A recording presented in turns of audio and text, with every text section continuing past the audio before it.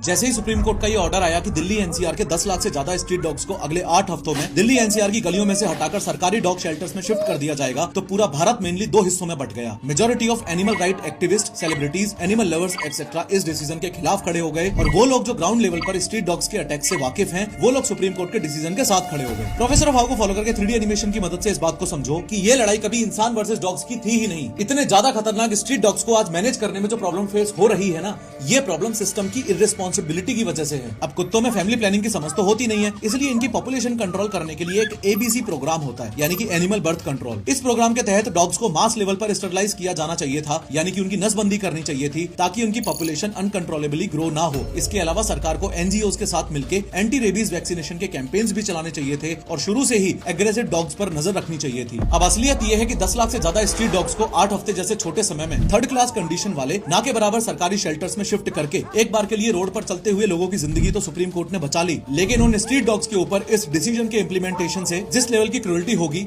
वो आप सपने में भी नहीं सोच सकते। इसलिए ना तो सुप्रीम कोर्ट का सॉल्यूशन सस्टेनेबल है, और ना ही रेबीज वाले एग्रेसिव स्ट्रीट डॉग्स का यूं लोगों के बीच मौजूद रहना सेफ है। अगर सरकार स्टरलाइजेशन, वैक्सीनेशन, प्रॉपर शेल्टर्स और पेट लॉज का इंप्लीमेंटेशन एकदम सही से करे, तो ना ही तो कुत्तों को मरना पड़ेगा और ना ही इंसानों को। लेकिन इस इंप्लीमेंटेशन के लिए चाहिए टाइम, पैसा और ट्रांसपेरेंसी, और इसके रिगार्डिंग पिंड कमेंट में मैंने एक बहुत जरूरी बात बताई है, चेक करो।